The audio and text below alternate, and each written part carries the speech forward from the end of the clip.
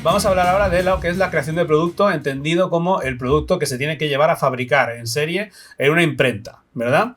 Sí. Tema no menor, como diría Rajoy, no es un tema menor, es un tema mayor, porque la imprenta tendrá unas calidades, tú tienes que saber qué es lo que estás contratando.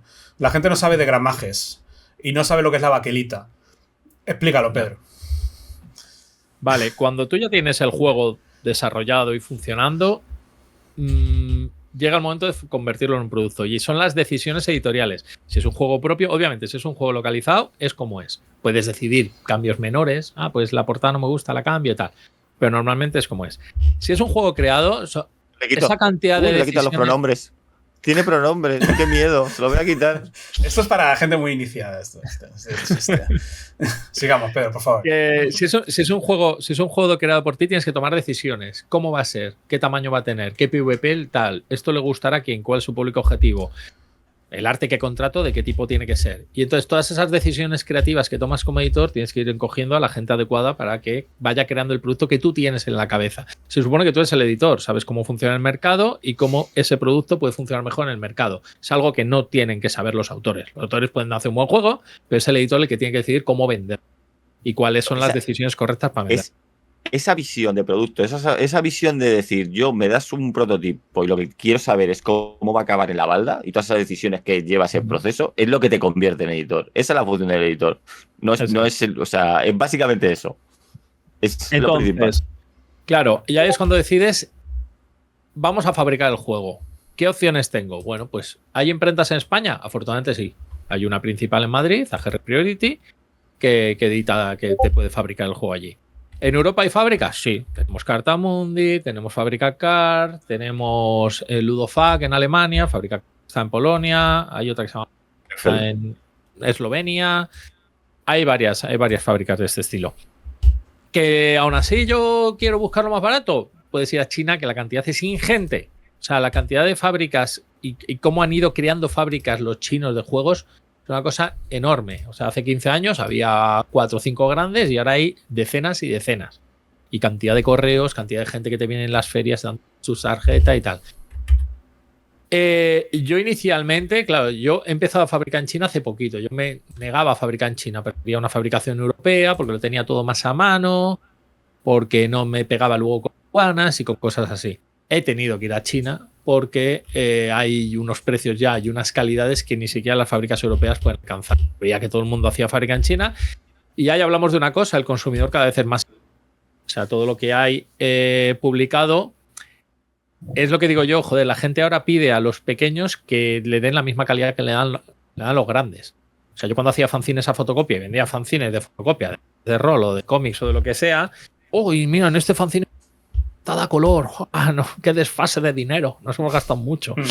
Pero sabía la gente que compraba que era un producto alternativo. Sí. Algo diferente, un producto. ¿Esas rayas de la portada son decisión del artista o de la fotocopiadora? Y tú nunca lo sabrás. Nunca lo sabrás. Pero es verdad que la gente cuando compra juego no diferencia si es una editorial indie o es una gran editorial.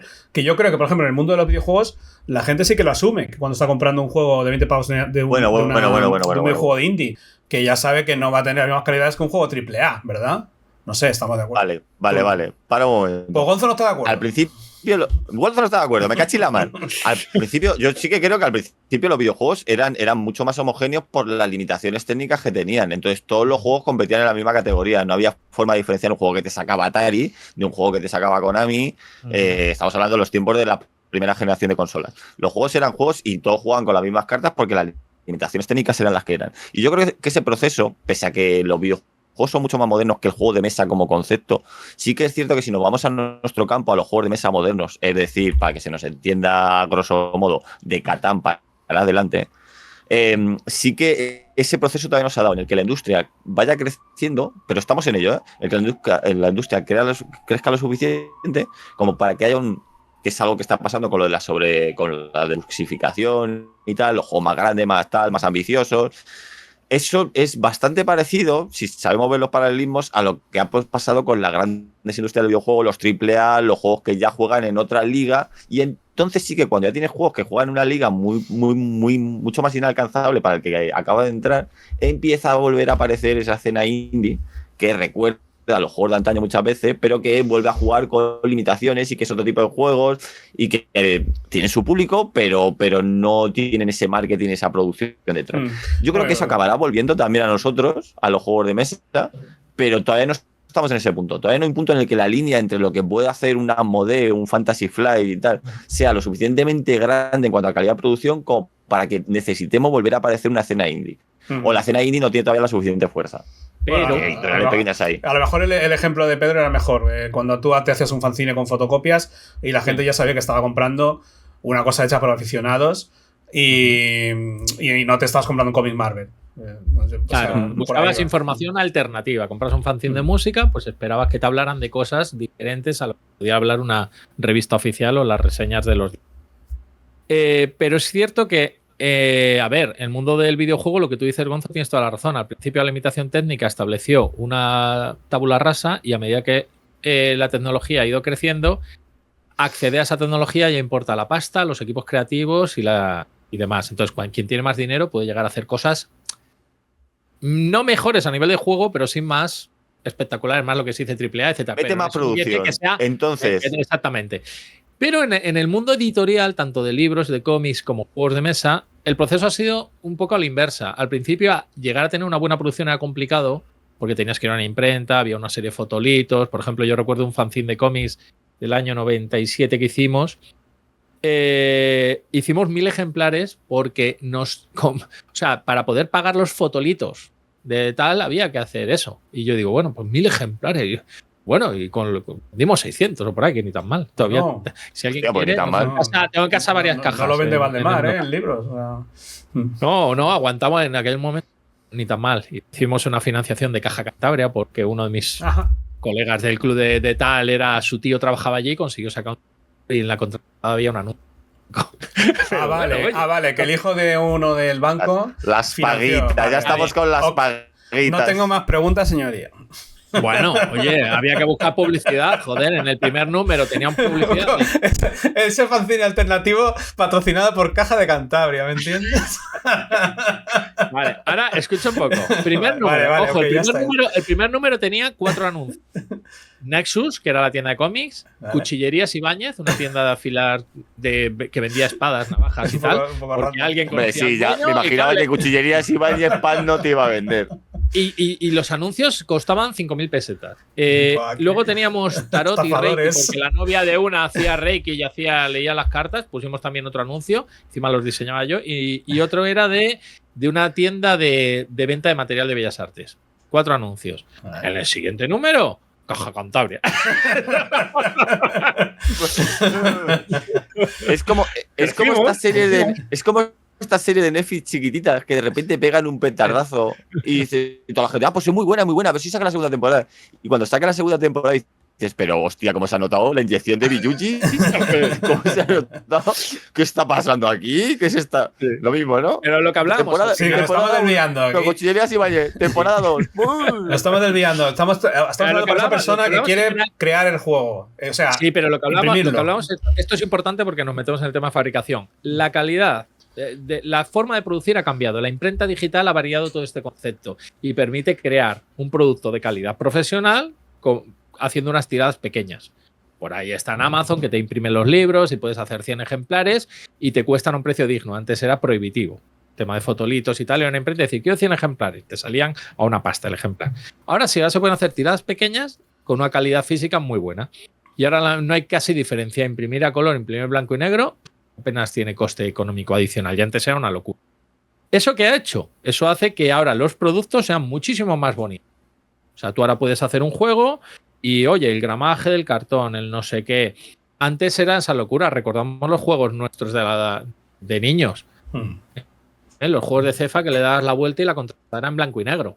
Y ahí incluso a veces te ponían las reglas. O las reglas eran un folio escrito a máquina, sin ningún dibujo. Imagínate tú cómo juegas esto, que yo te lo explico en texto. Estamos hablando de los juegos reunidos Hyper, de los Falomir, etc. Estamos hablando de juegos de los 80 y tal, donde la limitación técnica era, me ahorro cosas y si tengo que meter fichitas que sean de parchís de plástico, que hay tropecientas mil y no puedo crear fichas especiales. Ahora sí. Ahora de repente, los jugadores que quieren, los jugadores quieren meeples personalizados, quieren tableros de doble capa, quieren cartas con efecto line, serigrafía de tal. Sigue siendo más caro, igual que, aunque los costes ya se van equiparando, evidentemente sigue siendo más barato hacer una tirada mucho más larga que una tirada más corta, aunque ahora no sea tan prohibitivo hacer una tirada corta como lo era antes. Porque pero claro, antes eran unas máquinas mecánicas que el tío te decía, por menos de esto no te enciendo la máquina porque es que me cuesta más dinero. Pero claro, llegan los presupuestos chinos y como técnicamente permiten hacer cosas que los europeos no hacen, o si las hacen son súper caras, la gente ya deluxifica dentro de lo posible porque ves el baremo de presupuesto y dices, es que por 3 céntimos más, hostia, pues le voy a meter a la fichita una impresión en blanco para tal. Vale, ¿cuántas fichitas hay? No sé cuántas. Y pues ahora le meto un UV para que sea más atractivo a la vista. Claro, la preocupación de cómo fabricar un producto implica mucho eso. Tienes que tener un producto que llame la atención. Un mercado saturado de juegos donde rotan muy rápido en las estanterías, tu producto tiene que ser suficientemente atractivo para que la gente... ¿Qué producto más bonito? Porque el primero lo cogen, lo miran, lo tocan, lo sobrepesan. Y es así. Y luego ya lo juegan. Y ya si lo juegan y encima es bueno, pues hablan de lo buen juego que es y entonces la gente se va el boca a boca y ya es lo que digo yo. Puedes llegar a sacar segundas tiradas que son más beneficiosas para una editorial que empieza que las primeras. Las primeras son un riesgo. Bueno, di Gonzo que ibas a decir una cosa. Aquí llegamos de la cuestión. Tú tienes un juego, a ti te ha llegado. Imagínate que tú, voy a poner el ejemplo de que eres un editor que edita juegos de autores que no eres tú. O sea, que no te autoeditas. Joder, qué complicado lo he hecho. Te viene un señor autor majísimo con un prototipo que puede estar mejor o peor presentado, me refiero a visualmente, pero bueno, está por acabar. Y claro, aquí viene la cuestión. Claro, yo tengo un juego, me gusta mucho, pero esto tiene mercado y eso es lo que diferencia al editor profesional de a la persona que, bueno, se ha metido un poco en esto porque le gustan los juegos, pero tal. Claro, tú ten en cuenta que el juego puede ser una puñetera maravilla, pero si producir eso, primero, ves que no tienes suficiente mercado, porque ¿cuántos juegos hay muy buenos? Seguro que por vosotros ha tenido que pasar. Juegos que habéis dicho, mira, este juego está muy bien, pero a mí no me encaja. Sí. Ni con mi modelo de negocio, ni con la manera en la que yo me distribuyo, ni con el público que tengo, porque al final también tenéis que tener en cuenta que, salvo editoriales muy grandes con mucha variedad de productos, cuando empecéis desde la nada, vais a sacar un primer juego y ese juego va a marcar un poco la línea editorial. Sí. O sea, claro, a lo mejor no, a lo mejor vosotros luego sois versátiles y os sabéis mover y cambiar y demostrar que os podéis mover en varios tipos de juegos, pero la gente como poco le va a crear expectativas. Va a ver el primero y va a decir, bueno, si esta gente dice que saca otro juego nuevo, yo me espero algo parecido a lo que sacaron la primera vez que tanto me gustó. Entonces, esto se empieza a convertir en un encaje bolillos porque ¿qué juego saco para que se venda bien? Pues que no hay una regla mágica. Es que ni los más profesionales de los más profesionales de esto te va a decir, si lo supiéramos, estaríamos veces, editando juegos y ganando muchísimo dinero. Estaríamos vendiendo como churros. Pero aparte es que este tipo de ocio pues es muy voluble. Hay cosas que gustaban hace 20 años jugar que ahora mismo ya no es que nos gusten menos, es que ni las toleramos. Para nosotros es un no rotundo. Hay un público claro que te dice, mira, yo este tipo de juegos no lo vuelvo a tocar en mi vida. Y luego se produce también efecto bola y cuando aparece algo medianamente novedoso, ya sea porque sea algo muy nuevo que nadie haya visto antes o porque usa algo que ya existía de una manera que no se había visto antes, que es algo que suele pasar cada X tiempo, arrastra una ola editorial de, bueno, vamos a estar, por ejemplo, el último gran fenómeno, los Roll and Ride. Pues los Roll and Ride han vendido uno y se ha vendido súper bien y ha sacado otro y siguiendo la estela del que ya jugó al primero y ha dicho, bueno, pues ahora quiero jugar a otra versión de esto y se va produciendo como una ola de Roll and Ride. Todas las editoriales tienen que tener un Roll and Ride. ¿Y qué es lo siguiente? Pues no lo sé porque tal, pero el anterior fenómeno, el deck building, pues todos tenían que tener un deck building. Yo diría que van pasando ciertas olas. Yo diría que no hay que... o sea, claro, tampoco sé, pero yo diría que no hay que fijarse tanto en las olas, porque cuando si ahora está la ola de los Roll and Ride, o luego vuelve lo de la construcción de mazos o lo que sea, cuando tú ya saques tu juego a la venta, ya has pasado la ola. Ya llegas tarde. Claro, a ver, tú tienes que hacer lo que tú creas que es bueno. Y si puede ser que sea original. Tú creas que es bueno para para vender, me refiero. O sea, que decir, tú a lo mejor has visto. Si te fijas en lo que está pasando, vas a llegar tarde. Porque esto no es que lo puedes editar de un día para el otro. No puedes hacer como un TikTok. Claro. Uy, está de moda esto, pues hago este TikTok. No. Es que te va a pasar un año hasta que acabes el juego. Pero no es hacer lo mismo. O sea, quiero decir, evidentemente, pues no he tenido peleas con compañeros en la editorial por decir, mira, ¿qué juego ha triunfado? Yo me acuerdo de un momento, estaba haciendo miniaturas y decían, bueno, pues el zombicide lo peta 5 años, vamos a sacar un zombicide. Y yo decía al jefe de la compañía, pero vamos a ver, si sacas un zombicide, nadie te lo va a comprar porque ya hay uno. Y es tu directa competencia y está súper establecido. Pero sí que es cierto, joder, y es que esto lo podéis ver claramente, que sale un zombicide y no vas a sacar zombicide 2, tú, no vas a sacar una copia del zombicide, pero si te presentan algo que es parecido al zombicide, pero con un girito, dices, lo mismo cuela, zombicide con girito. Si estás en la época del deck building y alguien te coge y te dice, mira, deck building no, pero si en vez de deck building sacan un cierto recurso y lo va metiendo en una bolsa y te presento el back building, joder, yo me acuerdo que el Orleans fue el primer juego con el back building, no vendió mal, para nada. Y era otra manera de presentar el deck building. Sí. Evidentemente, sacar una copia de algo que ya está establecido siempre es un error. Y siempre va a haber algún editor malísimo que te lo va a intentar colar. Pero sí que intentar establecer cuál va a ser el camino que va a tener el mercado, es decir, esto está triunfando ahora. Entonces, o una de dos, o hay posibilidad de ser continuista y buscar juegos muy en esta línea, o de ser rompedor y decir, vamos a retomar algo que queríamos olvidar y darle una vuelta y convertirlo y modernizarlo, o intentar buscar algo un poco más distinto. Pero esa es la labor del. Yo creo que hay una. Si tuviera que volver a hacer, creo que hay una temática ganadora que son los party games. Tú haces un party game que esté más o menos bien y no sé si puede convertirse en un evergreen, pero raro es que no vendas nada. Un party game bien hecho, ¿vale? Por ejemplo, este que está de moda de música, que la gente lo juega con el Spotify. El Hister. El Hister, ¿vale? O es que no me acuerdo los nombres. Hay otro que también con la primera letra tienes que adivinar conceptos, que está bastante de moda ahora. ¿El tabú? No, pero bueno. Categories. Quiero decir, juegos de este palo, ¿vale? Que se expliquen en una página de reglas, que sean muy dinámicos y que el rango de jugadores sea amplio. O sea, eso sí, bien. Otra cosa es que tú quieres hacerlo. Pero. Claro, ahí vamos a hablar de una cosa. Se supone que alguien que arranque una editorial ahora, se supone que quiere hacer en lo que él cree. Nadie se va a poner a decir, monto una editorial y analizo que ahora se llaman bien los party games. Es un tipo de juego que no me gusta, pero voy a publicar party games. No, porque si te vas a arriesgar a hacer algo empresarial, tiene que ser algo que te guste, porque nadie se vincula. Mantente lo que estabas, en lo que creas. Evidentemente, si crees en ellos, posiblemente te guste. Pero es importante que lo que creas que puede funcionar. Exactamente. Joder, yo conocí editores que, a pesar de ser jugones duros, publicaban juegos más ligeros, porque vieron que había un sector de negocio y que los juegos duros les costaba más llegar a colocarlos en tiendas, les costaba más llegar a determinados usuarios que los comparaban con otros juegos duros ya consagrados y costaba más. Y dice, vale, yo como juego, pues juego un duro. Como editor, edito cosas más ligeras, más rápidas de mover, que no importen tanto, que el tiempo de desarrollo sea muy cortito. Y esa es la clave. Claro, ¿un party game va a vender siempre? Es que depende. Hay muchas veces que el tiempo de desarrollo es muy cortito porque juegas con ideas establecidas que las metes en un batiburrillo y de repente saca un party, o saca un filler ligero, o saca un no sé qué.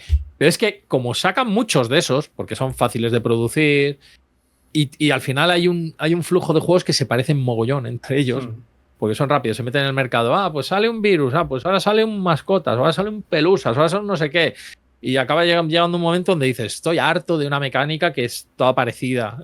Bajo una carta, te fastidia a ti una carta, me protejo mi carta, y el primero que baje X gana. Vale, de eso ya hay varios en el mercado que siguen la estela del virus. Escucha, tengo una historia de un partido que además vosotros conocéis porque me visteis en primera persona a vivirla, que para mí era uno de los mejores partidos que he jugado en mi vida y que no ha llegado a ser publicado nunca. Porque llegó a adquirir una forma que era imposible de publicarlo. Nadie encontró la manera de publicarla. El de Conci. El de la moto, el vuelta rápida. El de la moto, el vuelta rápida, es verdad. Sí. O sea, yo en su momento me acuerdo de que Pepe me presentó un juego que era de hacer mímica simulando que iba a ser una carrera de motos. Me pareció un juegazo y me lo sigue pareciendo. Y me sigue atormentando por las noches ser el que le dijo, mira, pero esto lo que tienes que hacer es para, si lo vas a llevar al tipo de prototipos, esto es un juego que te das cuenta la gente cuando te ve haciendo burrum, porque tú hacías burrum como si fueras en la moto. Y la gente se te queda mirando. Digo, dale show, dale party.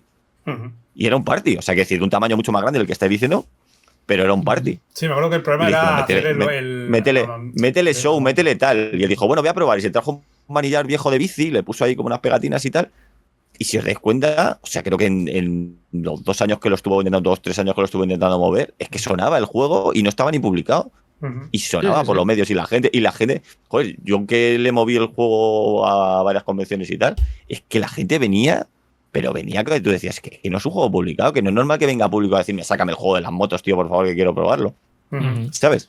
Sí. Y sin embargo, la fabricación eso que se convirtió en su mayor escaparate, que por un lado me enorgullece haber dado con la tecla de decir, mira, hazlo vistoso porque vistoso llama la atención. Y consiguió que llamara la atención. Luego tengo la espina clavada de que yo creo que se convirtió un poco en su condena, de que luego cuando llegó el momento de editarlo, el juego sin ese elemento de manillar o hacerlo o simular ese manillar de alguna manera, el juego ya no era tan llamativo, no era tan chulo. Entonces había que sacarlo con el manillar, y el manillar pues era un elemento que era costoso de construir y fue lo que acabó tirando para atrás el juego. Ese juego con yo sigo esperando que lo editen, por favor, Pepe, muévelo. Anímate. Y con un manillar de por expand o lo que sea, se podría hacer, pero eso te lo hace un Asmodee o una de estas, ¿verdad? Claro. Con una caja así muy chillona, muy vistosa, seguramente que iría bien, pero que es difícil a una editorial pequeña. Bueno, estás ahí a lo mejor comentando, yo no quiero ser yo el que dato, pero a lo mejor estás comentando que una editorial como tal, y a lo mejor es una editorial que tuvo el juego en sus manos y que al final no lo quiso. Eso ya no tenía idea, no sé. Bueno, pero retomando la pregunta inicial, ha prescrito, Pepe, así que lo puedo contar. Retomando la pregunta inicial, que es, ¿dónde lleva nuestro amigo editor el juego a imprimir? ¿Vale? Sí. Era que a China, has dicho tú, ¿vale? Yo de China solo conozco Panda. Supongo que ahora hay muchísimas más, porque yo cuando iba a Essen, los chinos estaban deseosos de darte sus datos para que editaras con ellos. Sí. Para cartas, yo antes conocía la fábrica Card. Y de que tú le dieras sus datos para si Jumpy. Venga, deja hablar. Vale, perdón. No he hablado tanto este capítulo, dejarme que me suelte al final. O sea, en Polonia estaba Fábrica Card, Treffel, que ahora creo que solamente Fábrica Card, que son caros. Y luego estaba Cartamundi, más caros todavía. Y en España tenemos... Fábrica Car no era tan caro. Estaba Ludofac, que era más caro que Ludofac, Fábrica Car, también era de cambiar cosas. Fábrica Car es una imprenta polaca que arrancó a la sombra de Ludofac para coger a todos aquellos editores pequeños que Ludofac no cogía por sus precios y porque te pedían, bueno, esto sale rentable a partir de 3.000. Llegó Fábrica Car y empezó a dar buenos precios a partir de 1.000. Sí. Y se hicieron un trabajo comercial de la leche. Empezaron a moverse, llegaban al Festival de Córdoba. O sea, hicieron un trabajo comercial brillante y la fábrica creció muchísimo gracias a todos los juegos de montar mientras estuve yo los fabricamos en Fábrica Car porque eran súper profesionales, un trato muy correcto y, no sé, perfecto. O sea, nunca nos dieron un fallo. Y luego en AGR nunca la llegamos a considerar como para hacer tiradas grandes, porque eso que sea una fábrica, una imprenta artesanal, a mí no me convence. No, yo no quiero artesanía. Ha cambiado mucho entonces. Bueno, pues yo te hablo de aquel momento, ¿vale? Que digo, yo no quiero artesanía, yo quiero que cada producto siga igual al otro. Desde el 2020-2021, que es cuando Fábrica Car nos iba a publicar, teníamos ya para entrar con el Cotton Club y todo esto, y es cuando Fábrica Car se saturó. ¿Qué ocurrió en aquella época? Obviamente, pandemia, pospandemia, lo que sea, la fabricación en China se complicó por la escasez de containers para desplazar todo. Todas las editoriales grandes a nivel mundial tuvieron que buscar alternativas, se fijaron en Europa y saturaron Fábrica Car, Ludofac y demás. Y Fábrica Car, claro, cogió a todos los pequeñitos que estábamos allí con ellos y nos dieron unos plazos de entregas más largos que hacía que no pudiéramos llegar a Essen, que eso es una ruina o cualquier cosa. Claro, mi juego estaba ahí metido, yo lo había entregado a tiempo y de repente me dijeron, no, va a ser entregado a finales de octubre. Y digo, yo lo necesito para Essen. Es que estamos saturados, tal. Sí, estáis saturados porque han venido un mogollón de editores tochos y gordos, muy beneficiosos para vosotros, y estáis cogiendo todo vuestro trabajo comercial de una década y mandándola a tomar por culo. Nos estáis echando a los pequeños. Y ahí es cuando yo recaí en AGR. dije, bueno, pues encontré esta imprenta madrileña y lo hizo bastante bien. Yo con AGR he estado contento y hemos seguido trabajando con ellos varios años. Seguimos trabajando con ellos, pero ahora diversificamos más. Porque es verdad que hay cosas de las calidades de AGR que siempre nos chinan y hay cosas que no pueden hacer. Las piezas de madera las contratan fuera y que lleguen y cositas. Vale, solo dejamos de los 2 puntos que quedan, solo hablaremos de uno, ¿vale? Bueno. Queda almacenaje. Vale, la idea básica es fabriques donde. Queda almacenaje y marketing, solo hablaremos de marketing. ¿Vale? Almacenaje y marketing, pero bueno, esto es sencillo. Bueno, fabriques donde fabriques, vas a tener que fabricar el juego. Si fabricas fuera de Europa, vas a tener que pagar aduanas y contratar normalmente a una empresa para que te lo gestione al principio. Luego ya, si sabes cómo funciona, ya lo puedes gestionar tú. Si fabricas fuera de Europa, ahí está el concepto del IVA intracomunitario, que es súper cachondo. O sea, para un empresario le sale mejor fabricar fuera de España, por empresario español, y a un empresario polaco le sale fabricar mejor fuera de Polonia. Porque el concepto de que si fabricas en tu país y los juegos se quedan en tu país, pagas el IVA de esa fabricación, un 21%. Que luego es verdad que eso va a la bolsa del IVA, luego te lo desgrabas y tal. Pero lo tienes que adelantar. Adelantas un 21%. En cambio, si fabricas con Alemania, con Polonia y tal, al ser todos operadores intracomunitarios, quedar de alta en Hacienda para hacerlo, no hay IVA. Porque la clave es, ese producto no se puede quedar en el país en que se fabricó. Ese producto se fabrica y se saca. Y ya llega a otro país. No hay IVA. Y supone un ahorro. Y dices, hostia, pues es un ahorro porque no adelanto ese dinero para luego esperar a recuperarlo. Entonces, es una cosa que siempre he visto yo rara. Es decir, joder, si yo fabrico en mi país, me cuesta más que irme fuera. Pues bueno, pero ocurre así. Fabriques donde fabriques, vale, te van a llegar los juegos. ¿Dónde los metes? Una cajita pequeña y haces 2000 unidades, igual son 1000 unidades por palet, 2 palets enteros. Que es un volumen de 80x120 por una altura considerable. Claro, necesitas guardar eso en algún sitio. ¿Un garaje? Quiero ser por cajita pequeña, algo así, para que tengáis un poco. No quiero hacer publicidad. Lo ideal es que si no se quiere gastar dinero, que tengas un garaje con acceso, ¿vale? Fácil. Para que llegue el camión y descargue y tal.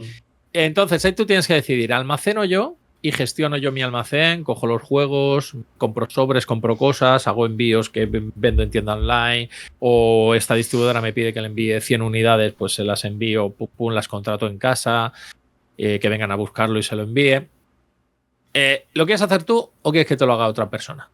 Hay servicios de almacenaje externos, que son servicios de picking, que con todo el crecimiento que ha habido con el e-commerce, era normal que surgieran empresas especializadas de los palets te los almacenamos nosotros y digitalmente tienes un recuento de todo el contenido que hay. Y cada vez que hagas un pedido, nos lo encargas a través de nuestra plataforma y nuestros profesionales cogen lo que tú quieres, lo meten en un sobre, cierran el sobre, pum, contratan el envío y listo.